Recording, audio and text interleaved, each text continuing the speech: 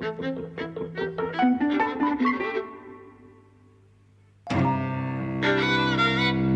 and welcome to Eavesdropping at the Movies. I'm Mike. And I'm José. And today we're going to talk about The Mustang, which is a sort of western-y drama written and directed by Laure de Clermont-Tonnerre, someone I've not heard of, don't really have any information on right now. Me neither. Do we know if it's a woman at least? Yeah, she's a lady. Okay. It stars Matthias Schoenaerts, who's Belgian, and I think he's great in this. It's about a real life, although it's not a documentary, but it's based on a real life prisoner rehabilitation program that operates in a number of western states in the USA. So this one specifically is set in Nevada, in which inmates train Mustangs that have been captured, Mustangs, you know, the wild horses of the American West, and they're introduced explicitly as icons of the American West. There's a couple of opening sort of titles that say this is what the Mustangs are, and these ones in particular have been captured and are trained up in this program to have some use to society and to be sold off at auction. So this prisoner is his name is Roman Coleman. He's really withdrawn. He's within himself. He seems to kind of know himself. It's not like he has a kind of unpredictable violence in him, but there is a violence in him. And he ends up on this outdoor work program just shoveling all the manure, but he ends up quite quickly being put into actually training these horses with a lot of other inmates. And in so doing, he discovers a certain humanity about himself. He opens up, he connects with this horse. The film has some extremely predictable plot points. I mean, I don't think there's a moment in the film you couldn't guess was going to happen. Yeah, it's not a good film. Oh no, I really liked it. Well, you might like it, but it's not a good film. Well, okay, why is it not a good film? It's not a good film because it's too obvious. You were just saying. I mean, there's nothing that you couldn't predict. Yeah, but I think everything that Pixar does is obvious, and I think they make good films. Well, I don't think that's the case. I think Pixar films are much more textured than this. This is a very simple and simple-minded film. Yes. No, I agree. Yeah, so... But I still liked it. I think it's extremely good at what it does. Well, I think some things are good and some things aren't. I mean, I think, the whole film is, like you said, about his opening up. He's somebody who doesn't like people. Yeah, and he feels he's better off in solitary confinement. So what you see is a gradual opening up through a relationship that he has with his horse. There's a subplot about the stealing of ketamine in which his daughter gets threatened. There's also another subplot about the relationship with his daughter. I think, the subplot with the relationship with his daughter is actually part of his own journey, and I think it's the best part. The whole ketamine thing is like banal in the extreme. It feels like it's been cut down somehow. It feels like there was more to it. I couldn't... the thing about ketamine is it's just this bloke who's in his cell who's quite threatening, says, I want this ketamine, you're going to get it for me, I know where your daughter lives. And then he goes and gets the ketamine, which is not guarded or anything like that, and that's sort of it. It's really nothing. I think those are real weaknesses in the film. I also have problems with any type of film that that is set in the American prison system and doesn't denounce all its obvious faults, which is that the prisons are run for profit, that kind of people are sold into a kind of slavery in jail, as we found out, that black people are incarcerated completely out of proportion to the population. There's so many criticisms of prison to make. So actually to say, oh, here's this nice horse program where, which really helps the inmates is good, I suppose, but not if it lacks everything else. Yeah, I was surprised actually at the end when, obviously having gone through this program, you get these titles at the end that describe the real life program, and they talk about how prisoners who've been involved in these programs are much less likely to reoffend, and you can understand why. You get these photos of real life prisoners with their horses that they've connected with, and you feel that.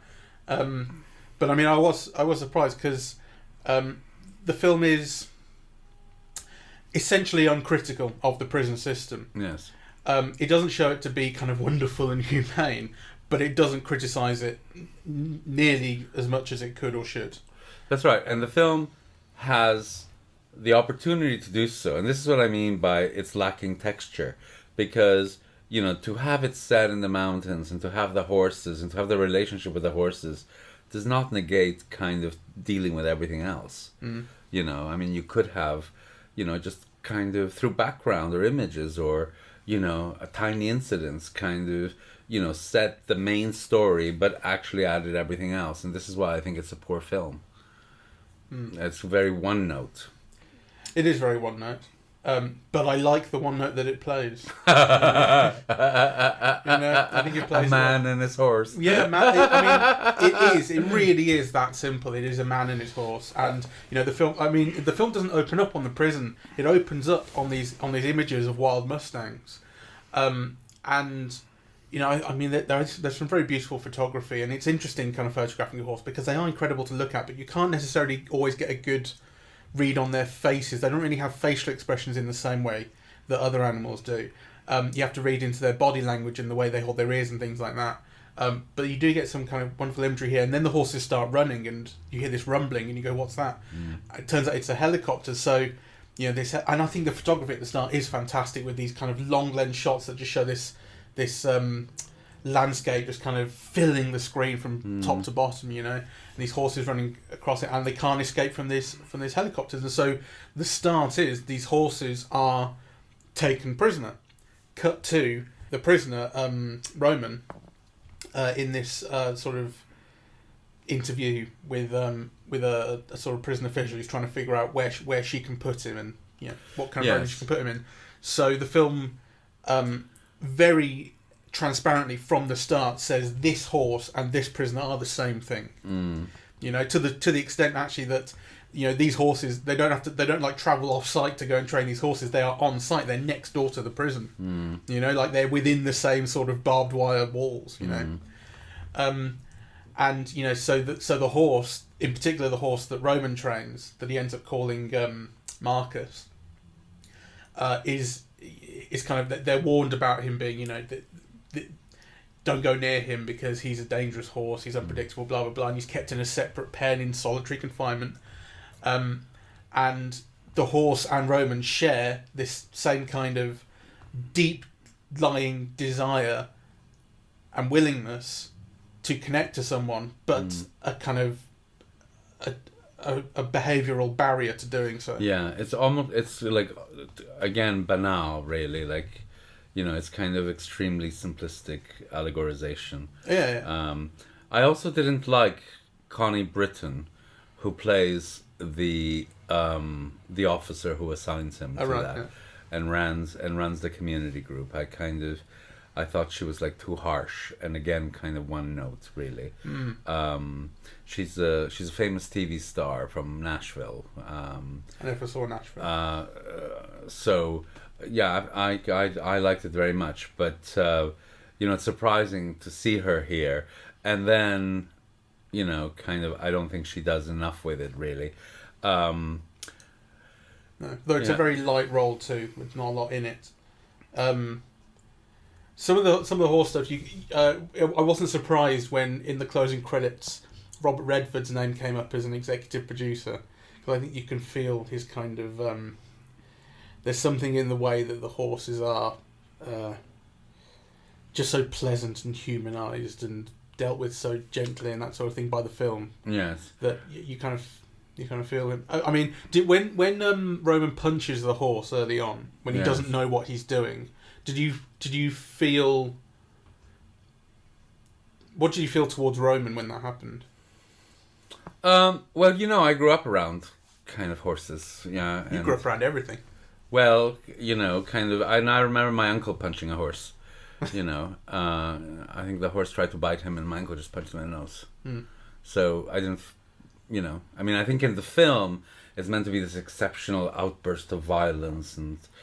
Well, I think in the film it's that Roman doesn't know what he's doing at all, and he's being told, this is like his second experience with the horse, and he's being told by Bruce Dern, who is the kind of operates this scheme and knows what he's doing, and kind of encouraged by all the other inmates, get in there and calm this horse down. And he doesn't know how to do it. He doesn't know what he's doing, so he's not provoked by the horse in the way that your uncle was. And Bruce Dern then says, when they kind of tackle him and stop him from punching the horse, he says, if you ever go near a horse again, I'll make sure you're in prison for another 10 years or something like that. And but I kind of, to an extent, I really felt sympathy for Roman at that point, because he didn't know what he was doing, and clearly he was apologetic for it. And was it just after that he ends up in the solitary confinement in the prison, and he kind of, you feel him sort of, he's just barely started to make a connection with a horse, despite the fact that he completely behaved in the wrong way. And I really felt his kind of sense of interiority and trying to... I mean, I think Matthias Schoenaerts is such a great actor, right? And I think what's interesting for me about seeing him here is that he's playing an American, you know. So, I mean, here's, a huge European star, Bullhead, Rust and Bone, all these, huge international art house hits, where he's always playing, I suppose, this kind of character, working class, kind of on the margins, right? So he does it here, but he does it as an American. And I thought he was fantastic, in kind of evoking this coiled kind of interiority, someone who's really closed in on himself and recessive, but on the other hand, kind of very strong, and somebody who could potentially damage other people, right? But he's like completely inside himself. And the opening up, I mean, I thought he's wonderful. He's the only thing that I was actually disappointed in was the moment that he breaks down with his daughter. In the when they're chatting at the table. Yeah, when he says, this is what I've been meaning to tell you all these years, and I've not been able to do so, because obviously he's in jail because he killed his wife. Well, he disabled his wife. So, yes. Yeah, because the daughter then says, I had to look after her for all those years. That's right. So, it's a drug-related thing, and it was a burst of anger, and basically he broke her skull against the kitchen sink for throwing his drugs down the toilet. So, and I think that moment, for me, it just didn't quite work. It felt not... I don't think it was written well enough. Yeah. I mean, to an extent, it's there to give information to the audience about, because you don't know until that point why he's in prison. Yes. So partly it's just a relief to learn why he's in prison. But it doesn't feel like what he's telling his daughter is purposeful to me. Of course he would be sorry that he did what he did. Maybe this is the first time in years that he would have ever opened up about it, and you get that he's opened up because he's developed this relationship with the horse, and that's giving him access to these emotions, whatever it might be. But it didn't feel purposeful enough. It didn't feel... I don't know. It's meant to be the climax of the film, right? So, and I think it is an important moment, and clearly it's something that she doesn't know about, right? So it does feel like a revelation and so on. But I think it is kind of... I think he's poorly directed, because, he does this thing with his eyes. It's almost like a patterning of gestures, right, where he's trying to hold everything in, and at the same time kind of trying to find a way of telling his daughter without breaking down. And, the pattern of gestures, it felt like, I think it was very poorly directed, because, I mean, he is really so great in this even, I think. But this is his big moment, and it doesn't quite work. Yeah. Yeah, I agree. I felt the moment... you only see that social worker twice. One is at the start when she's interviewing Roman, and the second time is a little later on in a sort of therapy group thing with a number of different inmates. And the question that she asks is, how long have you been in prison? And for Roman it's 12 years. Some of them have been there 10, 15. There's a guy committed murder who's been there since he was 12, and he's now like 60 odd. And then she asks, And how long was it between the thought of doing the crime and the act of doing the crime? And for all of them, the answer is the same: a split second, 5 seconds, 10 seconds. And one says 22 very precisely. Yeah, he works it out. And I thought, wow, that's interesting. What an interesting perspective on kind of the difference. The sort of how something so small can make such a massive difference in your life. But I did wonder, what is the point of this? Because I couldn't work out why it was there, other than a kind of weird little novelty, like to say, because it's not like it's saying these crimes were so spontaneous that they don't deserve the punishments that they've resulted in. It's not saying that at all. But it's an anger management class. That's why it is. So it's about preventing things like that could happen in a second, and actually, so it's all kind of manslaughter. I mean, murder would mean premeditation, and the thing about it is all of it is really, it's not premeditated. It's like a burst of anger that resulted in something that they didn't desire or want, but it has had these terrible repercussions for everybody. I thought that was the point, really. Yeah, I mean, obviously the film is talking about anger, and outbursts and being able to control yourself and that sort of thing. That's a huge part of Roman's character. It's also part of the training of the horse. Yeah. Yeah, where he says, that, when they train the horses, one of the things, the best thing of all, is to actually go very, very slowly, so that, you evoke the sense of the horse's strength and power, but have it constantly under control by being able to go slowly. Yeah. So I think was just something in that particular scene though that it felt like all she was really achieving was to make the inmates feel bad. Like I couldn't sort of work out exactly. I don't know. It just felt like a weird little inclusion to me that I didn't quite have a handle on. I could see how it vaguely and generally relates to the kind of core themes of the film, but just the specifics of it left me feeling confused, really. Well, I mean, this is why I think it's kind of like a poor film, really. The other thing that I have a problem with is obviously, so, at the end they auction off all the horses, but he falls off his, and the horse turns against him, which then means that the horse is going to be put down. So, you could see it coming a mile away, right? So he frees the horse. The only way out for the horse is really, to break through the jail and kind of set him free. And you go, oh my God, like, right, like kind of, Yeah. Well, from the moment that I saw they were inmates training horses, I thought at some point there's an escape going on. Yeah. To be fair, I thought that it might be Roman escaping on the horse. Oh no, I didn't think that, because he clearly says he prefers being alone. Yeah, he doesn't have to do people well. Yeah, but I thought that might be the lesson that the horse taught him. Ah, right. Well, that was very early on. But I mean, it's absolutely right. You can see this moment coming a mile off. Yeah. So, so to me, that kind of leaves me with, well, actually, there's two performances that I really liked.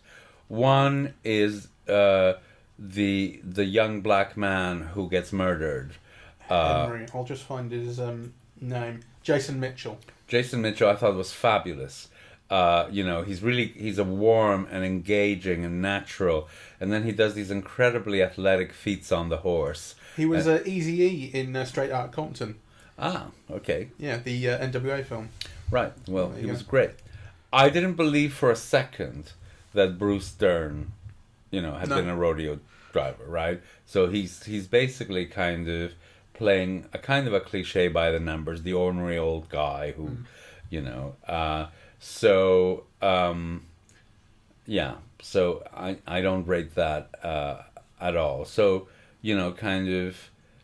I think the only thing that the film has going for it are the horses, the scenery, and Matthias Schoenaerts. Yeah, I mean, I think you're probably right. But they were enough for me. Okay. I agree. No, I agree with kind of every single criticism that you have of it. I think they're completely fair. But still, the film, kind of as simple as it was, those simple things worked on me, and I enjoyed them. And I think, it's a very easy watch. This isn't something as original or as challenging as, like, The Rider, for instance. Yes. But nonetheless, it's... I kind of, yeah.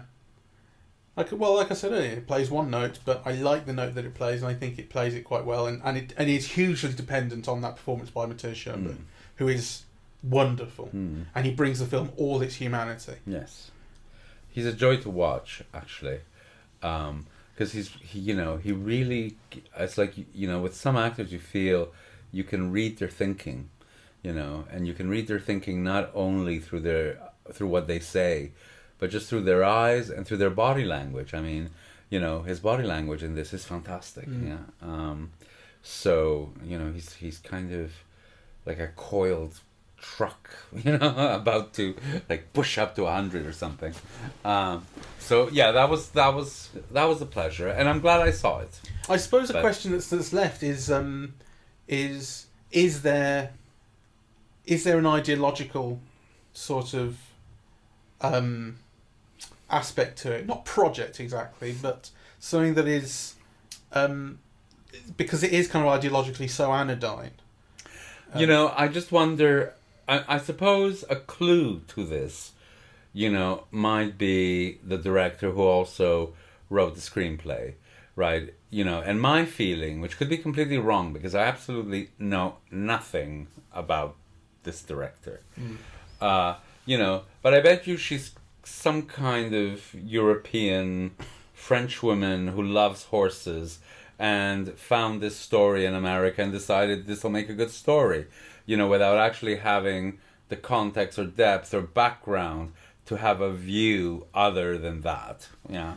Find out. She's French. Yes. Voila! To be fair, her name is Laure de Clermont-Tonnerre. No, but she could have been an American. She could have been American, but she's not. She's very French. Born in Paris, which is the Frenchest of all the places. Voila! 36 years old. She's an actress as well. So my theory's right. This is her first feature. She made a short film 7 years ago. That's Le Chevaux Libre. It's called Atlantic Avenue. It's called Atlantic Avenue, and there's a prostitute in it, and a young girl with glass bones. Don't know anything about it. Anyway, she was in The Diving Bell and the Butterfly. Okay, so I've seen her. Diane. She was Diane in it. Who's Diane? Is Diane the nurse, I wonder? I don't. Maybe her role wasn't that big in it. Maybe Diane's just the name of a minor character. Anyway, but she was in it. Well, I've seen it. So well, that's a great film. Yes. Anyway, to me that explains a lot, really. Yeah. If she's French, if she's a Parisian, she's making kind of this film, and I'm not surprised that she doesn't have an analysis. Yeah. But the film requires one, and the story deserves one. There's layers of texture and context that are missing. Yeah.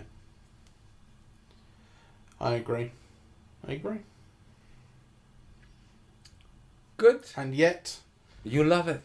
Yeah, I liked it. The one thing that I've got to say, and that I would like to actually, is the woman who plays the daughter, I think is very, very good. Yes. So, can we find out her name? Do you know, I think we probably can. Her name.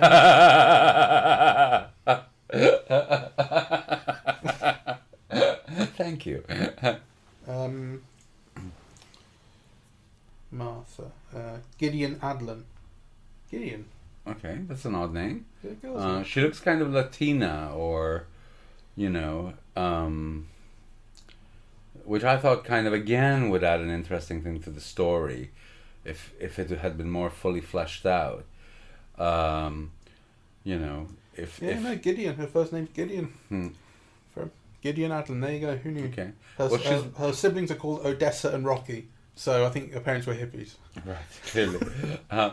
Anyway, she's wonderful. She's got, again, I mean, I don't think the character is very well written or well directed, because she's sullen and angry, and and she's made to be sullen and angry for too long, right? And it's only at the end that her own feelings about her father come out, and they could have been conveyed in a more mixed way, at the beginning.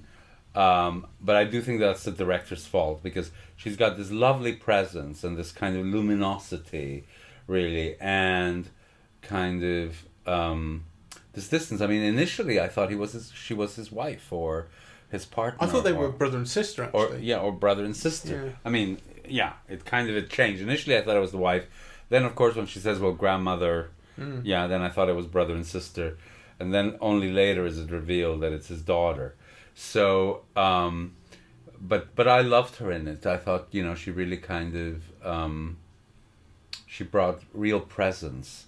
And also, again, you felt you could read her thought, except I do think, the way the character is written and directed, that thought was too one note, but I thought in the big moment, actually, she was more affecting than he was, Yeah, I think I'd probably agree with that. Although I like, I like seeing a guy break down on camera. Yes, boys, and he does it in the right, he does it in that Michael Caine way of, when Michael Caine said, "Women will cry and men will do anything but cry." Yes, and he has that, yes. Kind of trying to fight it back, but he is crying and his eyes are red and all the rest. And Yeah. there's that shot when she gets up to go and he grabs her arm and he looks up at her, kind of pleading with his eyes. I thought that was a wonderful shot and a wonderful bit of performance. Yes, I think so too.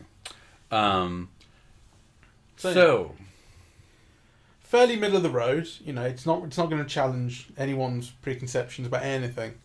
But there are some very pleasant things in it. And also, I hope this creates opportunities for Matthias Schoenaerts, because what he's demonstrated now in this role is that he can play a blue collar, salt of the earth American. Yeah, wasn't he in the Jennifer Lawrence film, the Red? What's it called? Sparrow. Red Sparrow, the Russian spy thing. If he was in there, he was probably playing a Russian or something like that, right?